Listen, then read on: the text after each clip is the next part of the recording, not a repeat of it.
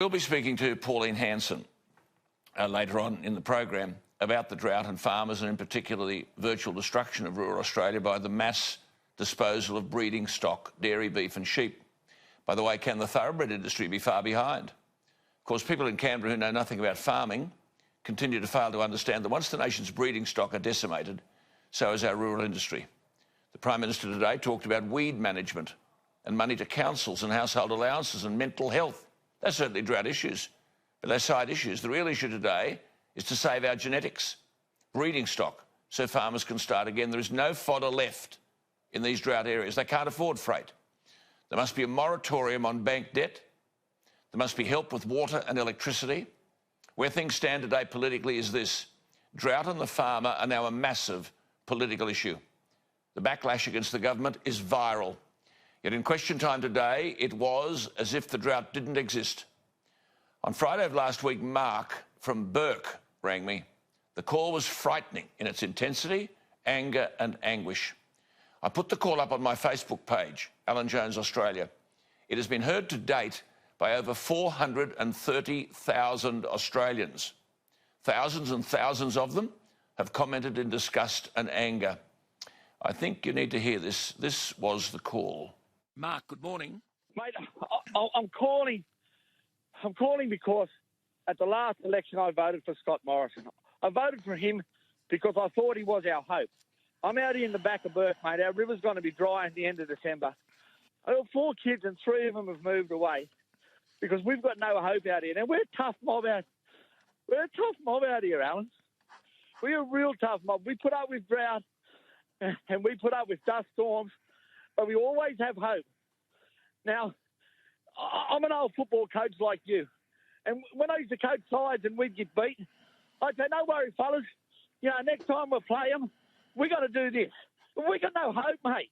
They're not giving us hope. Scott's not saying to us, he's not saying, listen, we're going to build a weir. We're going to build a dam. Don't worry, when it rains, we know it'll rain.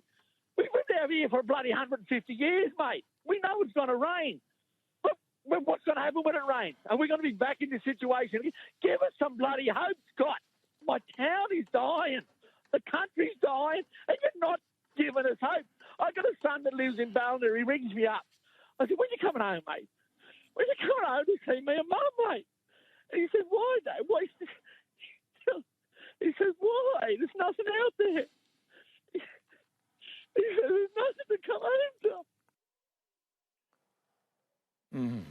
Following that, I have been swamped with correspondence, obviously. And Canberra had better start understanding the gravity of the situation. They're still not addressing. It's one thing to talk about building dams, though even that is pie in the sky, but it is the here and now that has to be addressed. I said to one farmer last week, how are the banks? He looked at me and said, how much further can you go when you get to 1.3 million? It's no use talking about freight subsidies. Farmers don't have the money to pay anything, and they can't afford the feed and the fodder. Put those 3 together, fodder, water and freight, and the cost is literally killing the farmer and rural Australia. And whatever Canberra ignores this, they're in a massive political mess. One letter in relation to Mark's call stands out above the others. I'll call the 28-year-old married woman who wrote. I'll call her for convenience sake Mary. As you know, Mark said he's from Burke.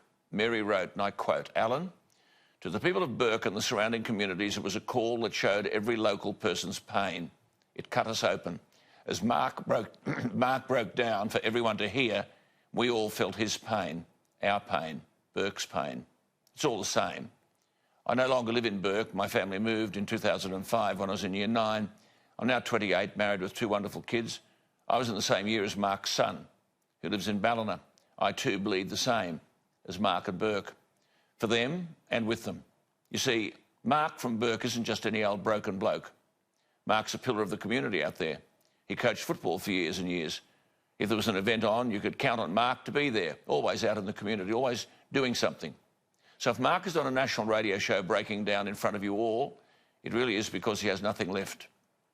There is no hope. And if he's saying it, it's because that's what the community is feeling. He's always been one to speak up, speak out when things aren't right. Mark is right. The town is dying. Many towns are dying. I too voted for Scott Morrison on the premise that something was going to be done. Nothing has happened. There have been no drought-proofing plans. There is always lots and lots of talk. I'm aware that this isn't Australia's only issue. And I also understand that there's a process for the things to progress. The drama is that they're running out of time, money, patience, hope and water. When people in these communities run out of hope, they break. And they're going to break. They're going to leave. They're going to lose themselves, unquote. Think about that sentence. They're going to lose themselves. What's that mean? Mary ends, my hope, as I'm sure it is the hope of a lot of other struggling Australians, is that Scott Morrison starts looking after his own backyard. They can actually do something about it instead of worrying about what's happening in other countries.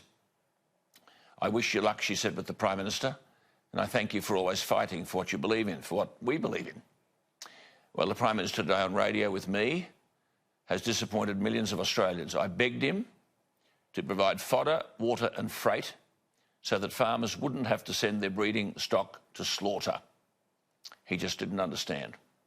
10 minutes later, William, from up near Gunnedah, a farmer, rang in and started to cry. His family had been in farming for 70 years. He was sending 90 breeders to the sale yard in Gunnedah today. And to you, Mary, and I know that's not your name, we will fight because I have been exactly where the people of Burke are. My old man would be ashamed of me if I didn't fight. I can't speak for Canberra. Take a break. No, don't take a break.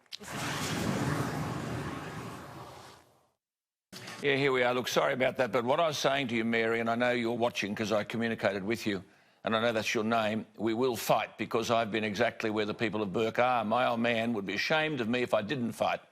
I can't speak for Canberra other than to say they have never been where we have been. My mother was the smart one in our family, and at times like these, I'm always reminded of what she taught me from an early age. I quote what she'd say, and I've never forgotten it. Better to walk alone than to walk with the mob in the wrong direction. The one consolation, Mary, is that we're not alone. And that's why the Morrison government tonight has a massive political issue on its hands. It can be solved, but it better be solved in a hurry or the political fallout will be terminal.